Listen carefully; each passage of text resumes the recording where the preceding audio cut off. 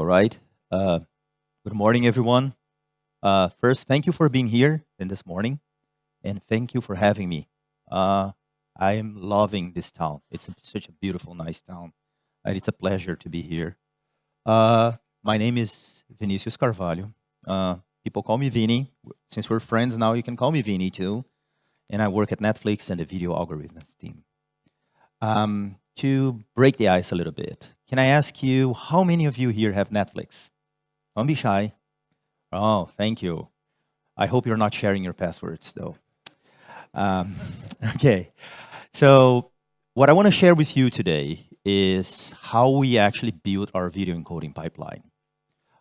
So video encoding, for those who are not familiar, it's a compression process. So we try to get very big data compacted so it can actually be sent over the wire. And that's what I'm going to try to do here today. In 35 minutes or so, show you a high-level overview of how Netflix does video encoding, as well as what is behind our infrastructure. It's called Cosmos. Throughout the presentation, I hope you can download the presentation later. I've put links for our blog. If you've never read any of our blog posts, I highly recommend you to. There's a bunch of information. We have a very active tech blog post. And most of the information here, you can correlate from there. Okay, so let's kickstart this. Or maybe no. Okay, sorry. All right, so the way I'm sorry, we're having technical difficulties. Not sure. I apologize for that.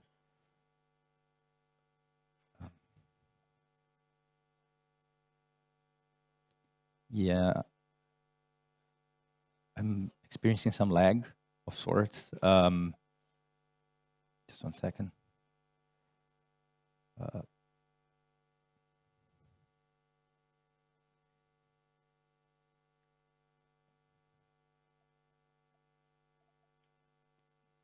I'm so sorry. I have no idea what's happening. Okay, finally, I think I got it. Okay. Well, live is tough. I tell you, we do live, and it's not easy. I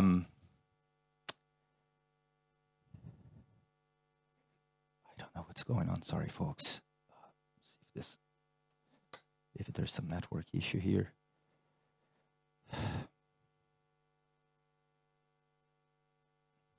Okay, do we have a plan B? I don't know what's going on.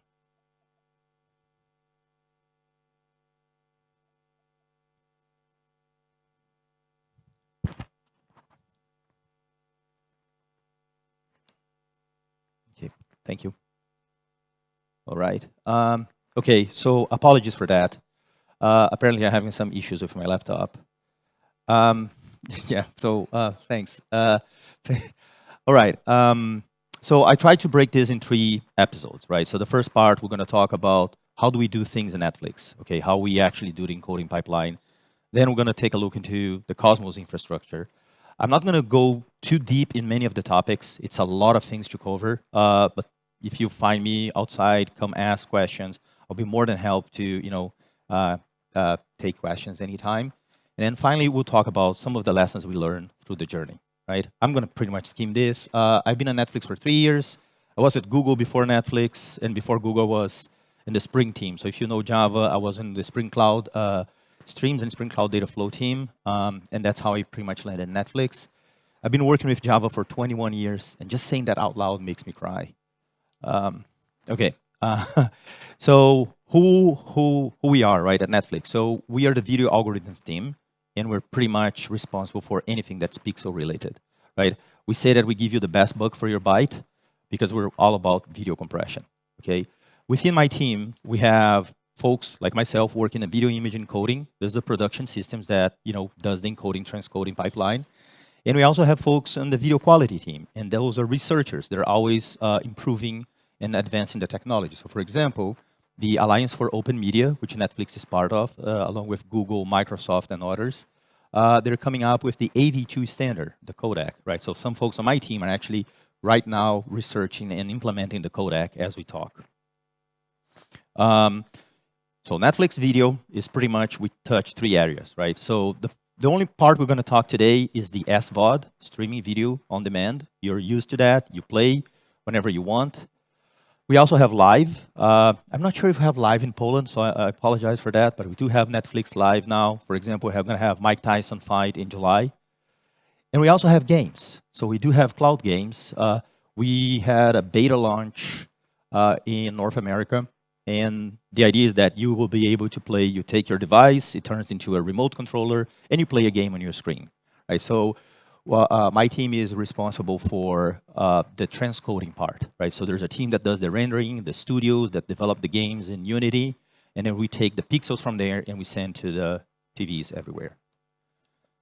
Okay, so first thing, video is big data. Okay, just to give you an idea, this is Bird Box. The mastered video is over 600 gigabytes of data. The Irishman, it's over 1 terabyte, right? So there's no way we can send that kind of content to you if we don't compress that. But Netflix, big data is also at its scale. So on a daily basis, we run thousands of projects, okay? We use hundreds of thousands of CPUs at Amazon, and then pretty much they're pretty happy for that. We run hundreds of millions of jobs, so each job is a encode job, and we process several petabytes of frames. So, and that's on a daily basis. You might be asking, how come we don't have that many titles, right? And then hopefully will be, you understand after the first part. Very high level review of video encoding. By no means I want to try to explain everything that goes in video encoding. The link from this GitHub, if you can access, if you're interested in learning more about video codecs and how they work, highly recommend you doing that, right? But basically, video encoding is the process of compressing data, right? And it's a lossy process. So we do lose data while we do the compression, and our job is try to make sure that we don't lose quality during that process. And the way that we can reduce the size of the videos, there's a bunch of things that happens. There's chroma subsampling, there's transformations that happen, but mostly it's a spatial transformation. So we try to reduce within each frame the data, and then also a temporal transformation, so between frames. So spatial transformation, what we try to do is we try to predict the pixels around the other pixels, and we don't send those pixels over. And then temporal redundancy removal is we have this thing called a keyframe, that the frame that we send, it's the whole frame. And then the next frames, they can be predicted or by-predicted. And the way that it works is, if you see 2 frames here, they're pretty much the same, except the ball moves a little bit in the second frame. So the video codecs, what they will do is they only send the first frame, the keyframe, and then just the difference between that. Right? It's actually not the pixel difference. There's motion estimations and more things that happen. But that's the whole idea, right? We don't have to send all that information over the wire. And that's how we can compress the video. One other thing I want to just mention, quantization, which is the process of reducing the precision of the encoded video. And I only mention this because I'll talk about this later and want to make sure that we have a general knowledge. So the idea is that once you have your transform matrix of the pixel data, you can apply a quantization step and you can reduce the number of data that you send. So as you can see, we go from, I don't know, 6, 8 pixels that we're sending to 3, because we're applying a step of 10. The higher the QP, the lower the quality, the higher is the compression ratio, okay? So let's talk about our encoding pipeline, right? How do we get from, the camera to your TV? And in a very compressed version as well, the topic of this presentation is compression after all. I'm trying to put in buckets here what we actually do in a simplified manner. So we start with source inspection. So we do a source inspection when we get the video from our studios or from third-party studios like Sony or Warner Brothers, right? We run a bunch of inspections. For example, that pixel or black frame detection. Then, once we validate that that's a valid source, we extract information from the source. I'll point out the crop detection and the shot detection. We're going to talk about why they're important later. Then we go into what we call a pre-encode stage. And that stage, we try to create the recipes that will actually encode that video, depending on the codec, depending on the resolution, and whatnot. Finally, we go into the encoding pipeline. After the encoding, we run some validations. We measure quality. That's very important to us. And then finally, we package and push to CDN. Okay, so we'll take a look into some of those steps here. The first one, after the inspection, sorry, so the second one, is that we run a bunch of analysis. And I mean, it's like a couple of dozen, right? And two important analyses that we run. One is the shot detection. So we have an in-house machine learning algorithm that inspects the video and detects shots within that video. You can actually run with FMPEG today. FFmpeg has a filter that will give you the shots with any video, right? And that's important to us because we want to know where are the shot boundaries and what are the frame ranges of each one of them. The next one, it's the crop detection. But videos can have letterboxing, pillar boxing, but we are really interested in the active picture region, right? So we also run crop detection on every frame, and then we get, okay, where is the active region for each frame? That also is important for us. It's important for players so they can keep the aspect ratio. Finally, we go into the recipe generation, right? So in that step of the process, what we do is for each encoding job that we run, we try to find the best possible configuration of a codec at a given resolution. And the way we do that, in a very simplified manner, there's links for our tech blog on this, is that we run pre-encodes with different parameters for the encoding process. Okay, so we do have heuristics that say, okay, we're gonna pre-encode this chunk with these arguments X, Y, Z, and then A, B, C, and then we keep changing. And then once we encode them, we get back the videos and we get the quality results, and we choose the best one. So that is the best, parameters for a video, and that happens that depending on the scene, that changes from time to time. So that's another reason why we encode so many jobs, is because we do like at least 3 encodes per chunk for each video. We have a ladder generation service that will select the best point. So the optimal point is not only the best quality, neither is the lowest bit rate. It's a combination of both. Okay, so we run a ladder generation service on that. The reason we do this is that prior to 2015, every single video on Netflix had the same bit rate. So we use fixed bit rate for everything. And then in 2015, we say, hey, it just happens that certain type of videos can have higher compression. For example, animation is really good at doing compression. Like as you can guess, pixels are very similar. There's not much noise. Usually there isn't much motion as well. So you can achieve a lot of compression and keep the quality. Action movies, for example, are in the other side of the spectrum. So we started doing by title encoding in 2015. And then finally in 2018, we expanded that idea for shots. And that's why the shot detection is so important to our pipeline. So for example, Jessica Jones here, the first scene might require a lot of bits because it's an action-packed scene. And you see the second one, she's just sitting in a room, static background, a lot of dark colors. We can go pretty high in the compression and still keep the quality, which is that's important part. So our ladder generation service will do this. For example, at a given resolution, we run multiple pre-encodes, and for each shot, we take the average and we plot this in what we call the BD rate ladder. And we keep doing that. And then a service will come and create a convex hull and find the optimal points. With those optimal points, it will create the recipe. And that's going to be the recipe we're going to use to encode, right? And that takes in consideration quality and size. I don't remember the number now, but I think Netflix is responsible for something like 15 or 18% of the internet traffic. So, saving a few bytes does help everyone, not only us. All this is because something called adaptive bitrate streaming, right? So this is possible because when you're playing, our player will negotiate with the servers what is the optimal package to fetch, right? So if you have a very steady internet, you always get the highest quality possible. But let's say there was a hiccup in your internet, your mobile phone, right? Instead of rebuffering, we send you a packet at a lower quality.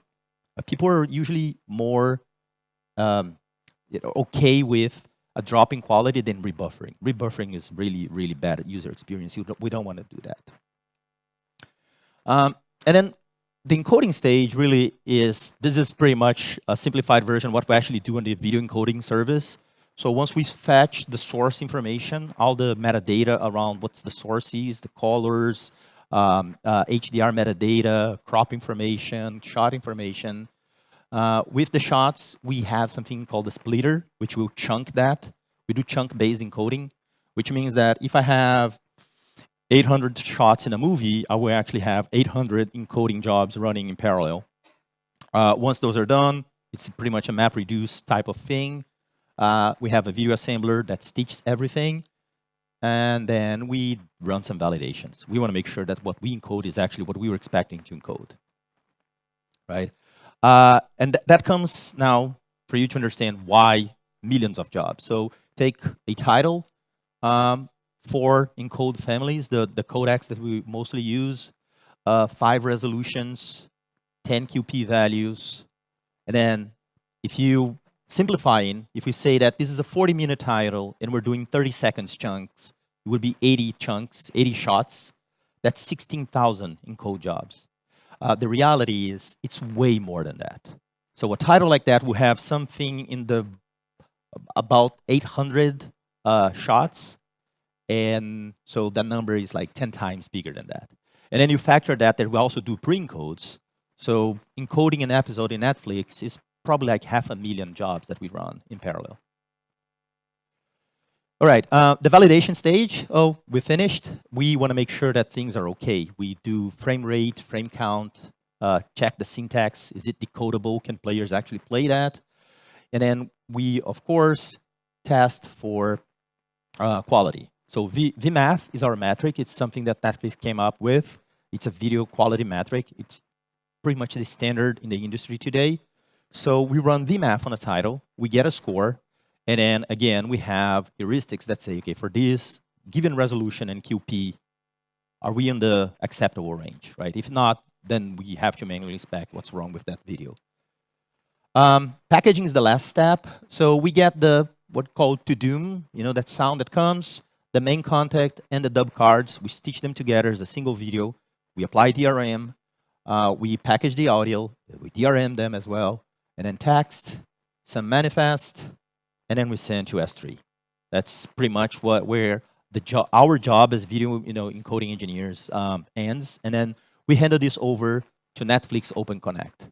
So it's our CDN. This chart here is from 2021. There were 17,000 Open Connect appliances in the globe. So when you stream Netflix, you're actually not streaming from our servers. You're streaming from an Open Connect appliance who's sitting in an Orange or T-Mobile, your ISP provider nearby you.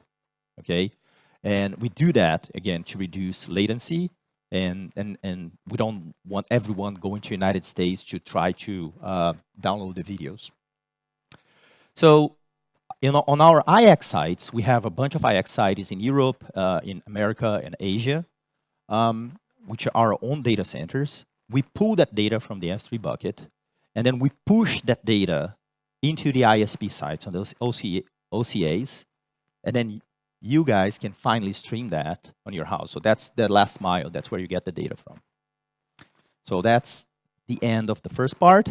And now we're going to take a look into what is Cosmos, right? We're going to take a peek at Cosmos. And this is the article here is our blog post on how we re-architecture the video encoding service to run in Cosmos. All right. So what is Cosmos? It's a distributed asynchronous platform that orchestrates long-running and resource-intensive media pipelines. That's a mouthful, but it is. It's a bespoke architecture that we built in mind to run this number of encode jobs in parallel the way that we do. It's really media-centric, so that's one of the key features of Cosmos. If you look into a Cosmos service, also from the blog post, the idea of Cosmos is that everything talks through messages. Like our encoding jobs, some of them can take hours to complete. So there's no way a traditional request-response paradigm would work. So we use a proprietary layer called Timestone to deliver the message across the services. So each service talks through asynchronous calls. A service is usually an API, a workflow, and some functions, right? At the top layer here, Tapas and Sagan are our high-level workflows. They deal with the orchestration and doing everything, the audio encoding, the video encoding. So everything that's part of the packaging, they orchestrate the services. My team works on the video encoding bits. We have a sibling team that works on the audio encoding. And those workflows are then accessed by studio applications, like front end, and actually, human beings are interfacing with that. We have 3 layers. Optimus is our anti-corruption layer, the best way I can describe it. It's an API layer. Plato is our workflow. Plato started as a forward ruling engine, just like the JBoss rules, if you're familiar with that. And then it evolved into, not evolved, it actually added a simpler model that uses graph, because the rules were sometimes too complex for us for simple services, right? At the higher level, they still use rules, but at the lower level services, we use graph now. And then Stratum. Stratum is the workhorse. It's our function as a service. All the encoding jobs, everything, the ML, all the things runs inside those functions. Everything above it is just orchestration. Timestone, I ask my good friends at the Timestone team to come up with an elevator pitch. This is what they came up with. Timestone is a highly distributed priority queue with durability guarantees. There's a blog post, and I don't have time to dive into it. Please go and read it. But the whole idea is that other things like Kafka, SQS, RabbitMQ, they couldn't really fit our purpose, so we have to build something in-house for that. Another interesting piece of technology that we use is called MassFS. And MassFS is a FuseFS abstraction on top of S3. And I know there are already things like that, but we also have reasons why we built MassFS in the first place. The interesting thing about MassFS is that it mounts files that were in a block storage like S3 as file systems for the function developers. But they are lazy mounted. So if you SSH into a container and you ls the folder, you can see all the files. The file descriptors are there, but the files are actually not there. Only when you start reading the files, we start streaming those files. So you might be asking, why would you do that? Well, some of our jobs only require to read the first headers, the first bytes of those files, and would be very it wouldn't be practical to download petabytes of data when you only need megabytes of data. So that's why MassFS exists. Optimus, our anti-corruption layer, it is a Spring Boot app. You have a gRPC channel for external apps and users, but through Cosmos itself, all the messages fly through Timestone. So we don't actually call through gRPC, we go through Timestone, and it's actually built in a way that the client, the gRPC client, abstracts that from callers, right? So our gRPC client has generated code. Instead of just doing a gRPC call on HTTP2, it actually posts to Timestone instead. Developers are completely unaware of that, by the way. I mean, we all know that this is happening. We don't have to deal with that. Plato, our managed workflow execution layer. And this here is the view of my favorite part of Cosmos. It's called Nirvana. So Nirvana is our observability tool into what we can peek into everything that's happening into our systems. Here's a view of taking a look into the facts. And we call a fact pretty much anything that is an input or an output of the workflow layer. So if you think about a workflow, you have nodes in a workflow. Everything that gets passed and through nodes are actually stored, which are just the method arguments, and then we can peek on that at any time. This really helps us when you're trying to debug something. It's stored in Cassandra, by the way. So Plato, our seamless async execution layer, and I say that because all this asynchronous execution, if you're familiar with message-oriented middleware, right?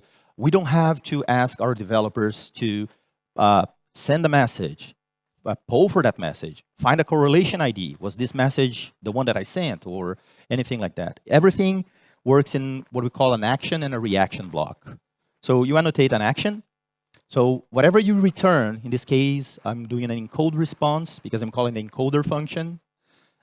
If I have a reaction block, that encode response will go into that block. So Plato does all the orchestration, handles things like priority, scheduling, observability, all that for us for free, and we don't have to worry about that. And then when it gets into our container fleet, we get Zipkin traces into Edgar, we get logs into Radar, and we get metrics into Atlas. All that for free for us developers because the platform team thought about that. So this is all part of the ecosystem. As I said before, Stratum really is the workhorse, right? And it's a function, it's a serverless function as a service. So the first thing people ask me is, oh, why didn't you use Lambda? And I'm really glad that maybe a year ago, Amazon published a blog post where they say, oh, we stopped using Lambda on our video, Amazon Prime, encoding pipeline, and we saved 90% of the costs, right? So Lambda is really expensive, and they're not really tailored for a long-running process. So what we did was we actually built a completely function as a service on top of EC2 and Titus. So Titus is the container orchestration we use. We don't use Kubernetes. Titus is an open source project. You can check it out. You can use it if you want. It's really tailored for AWS. That's the gist of Titus. So it is an economical alternative. The other thing is the Stratum has specific contracts for media processing pipeline. So a Stratum function has things like media input, media output, video frame sequence, media document. So those types are actually internal types that we actually use and our media pipeline engineers are used to. So it's really tailored for media processing. We do have other uses for Stratum today in Netflix, but for most of it, it was built for media processing pipeline. Each Stratum function is a Docker container. We hide that from developers, but that's what it is. And we can actually have shapes, and I'll talk about shapes in a minute. So the whole idea is that if you're in your workflow, you work with things like frame sequence, recipe, cloud output, cloud input, and those are like abstractions, like the media abstractions I spoke about. Well, Stratum function will intercept that call and convert into things that you as a developer you actually need. So for example, your frame sequence, you say, I want to encode frames 0 to 120, right? It will mount the correct frames for you in the file system, and you as a developer, all you have to do is, you think they're local, but they're actually in S3. And then when you finish, you write your bit stream to the pointer of the cloud output, and Stratum will take care of uploading that for you. So developers don't have to worry about S3 or any of those libraries. We actually have a layer between S3 and us. It's called baggings. So even baggings itself, we don't have to worry about. The whole idea of shape sizes, it's because we build our own scheduler and we want to utilize the most of our EC2 instances. And in order to do beam packing, we also need to make sure that the instances are properly sized. So when you define your Stratum function, you give some sizes for it, you give a label. And in a very simple manner, if I have a low resolution in code, it's going to go to like a small instance. If I have a high resolution in code, it goes to a bigger instance, right? So we define those shape selectors, right? And all we have to do is put a tag in the request for Stratum, and then the Stratum platform will actually route to the proper container. Okay, and resolution is just one of the metrics that we use. Okay. And before we go, I want to talk about Master Yoda and his famous phrase, and do or do not, and there is no try. I'll tell you this guy failed distributed systems. Retries are so important. If you're familiar with bulkheads, circuit breakers, and all that, this is all baked into our platform.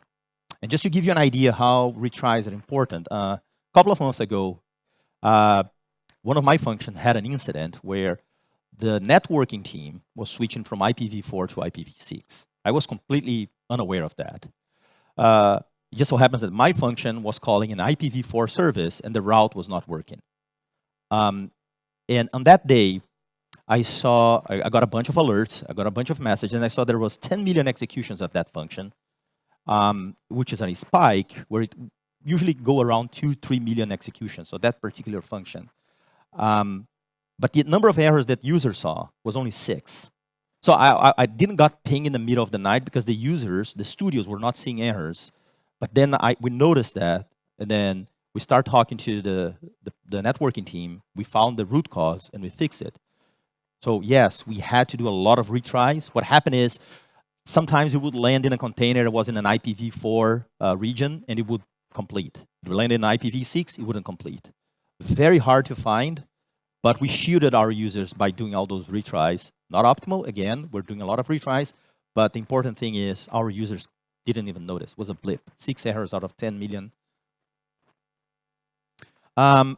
Yesterday there was a talk from the folks from Atlassian.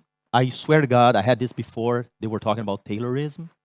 And it is true. We can only improve what we can measure. We take this by heart at Netflix. Atlas is our it's a time series database storage that we built in-house because we collect trillions of data points in a year. It's also open source. Go check it out. So we use Atlas. We take metrics for everything. We have dashboards that show everything. I, of course, redacted the y-axis here, but we can see like the amount of CPU used, the containers, disk, connections, everything. And for everything, we have an alert. And everything gets sent to me through Slack.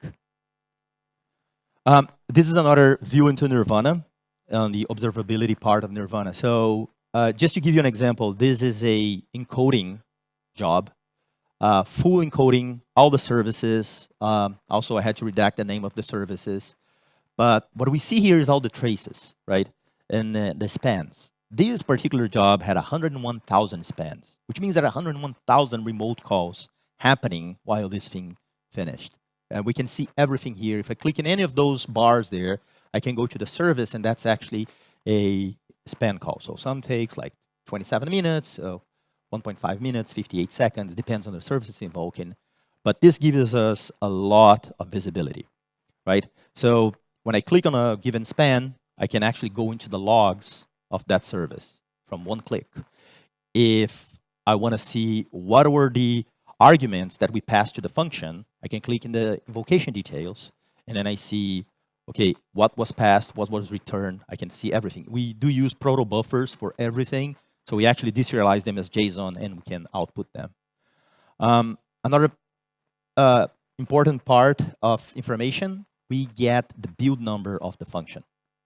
We build, I would say that each function we build like 4 times in a day, because our CI pipeline is always building whenever there is a dependency change. So anything that changes in our platform, there's a change, we build a new version, we deploy automatically through Spinnaker.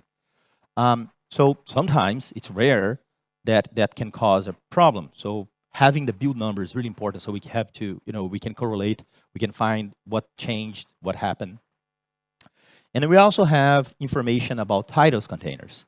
So inside our team, majority of the code is Java and Python, but we also have a lot of C++. But the C++ code we actually invoke through Java, right? So we wrap the call within Java, and Java calls the C++ code because we get the benefit of here, Spring and all the observability, all the plugins, everything that we have. And sometimes there's out-of-memory errors, for example.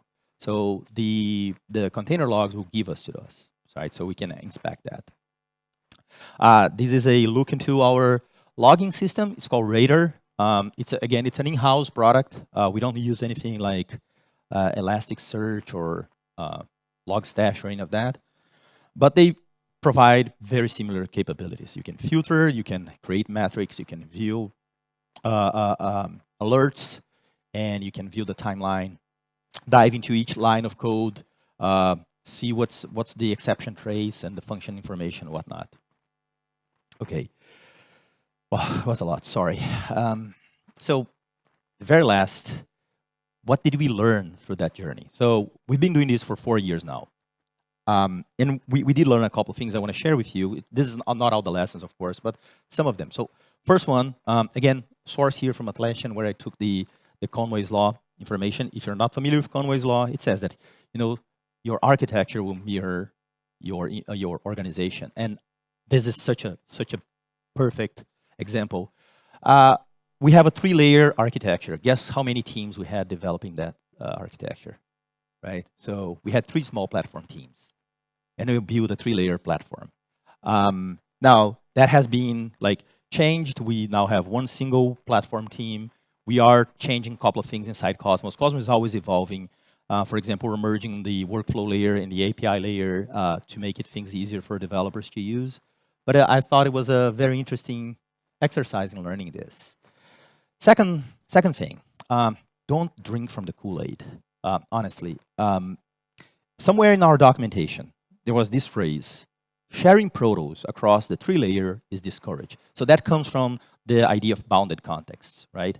But I think we took that on the wrong way. What we did is, okay, we have all these services and functions. They're all the same. They all need the crop parameters. And then we created 1 crop parameter for each service and a different package. We had to do type conversion every time we talk to each service. That was a burden. So didn't work out. I'm old enough to remember EGB and entity beans when they were still like 2.0. And I think we just took that to the microserver paradigm. It was a misinterpretation of the anti-corruption layer design. We since fixed that, domain-driven design. We created our bounded context called the video engineering context, where we define types that we share, and we don't have to worry about them. At the edge of each service, yes, we do have anti-corruption. We do transform them to protect ourselves, so we can, for example, upgrade a model without impacting the API. But that's only at the edge now. And the final one, so don't become a snowflake. And this, I don't think there's actually a way to fix that. Cosmos is a massive platform. It's a bespoke architecture that we had to build with media pipelines in mind. What happened is Netflix has its own platform, and we kind of drifted away from our internal platform. So for example, Netflix today uses a newer version of Spring Boot, of JDK, and we're still a few versions behind, and we're trying to catch up. I don't think there's a easy way for that, because as we're building Cosmos, we're also implementing and bringing all the video pipeline into Cosmos, right? So there was a lot of features being added. So now we're closing the gap, trying to crunch the technical depth and be close to our platform. I think that's the final lesson I have. I have 2 minutes. So there is okay, first thing I want to talk about, we are hiring. I'm currently interviewing a lot of folks. If your background is in media processing, please check this out. And yeah, maybe we can be, co-workers one day. So jobs.netflix.com, go check it out. Try to find the L5 video algorithms, and you're going to see what we're looking for. And finally, I think I have 2 minutes. Maybe we have time for some questions. I do have one thing I would like to ask you all, if you don't mind, is that I would love to take a picture of this beautiful audience, and I take this to Netflix and show with my team. So if you don't mind, I'm going to try to do my best here. And okay, let's smile. All right. Okay. Thank you, folks. I really do appreciate you being here. We have 1 minute and 30 seconds. Can we have, maybe if someone has a question?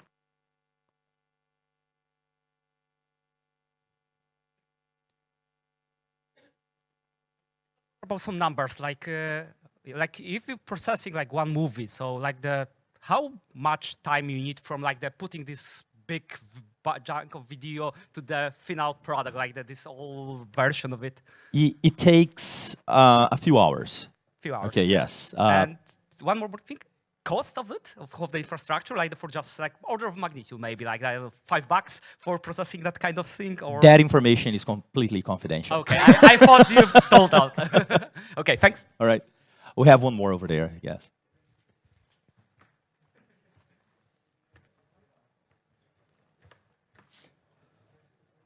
Hi, you mentioned that you're hiring, but I can see that everything that you developed is in-house solutions. So, learning curve for the developer is steep, right? Don't you have a problem with that you don't rely on open source solutions like Elasticsearch you mentioned and stuff like that?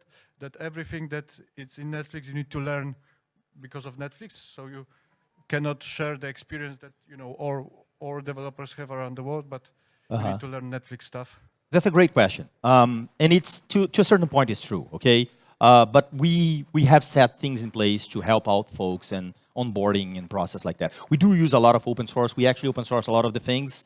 But yeah, unfortunately, we have to build a lot of things because our use case is very specific.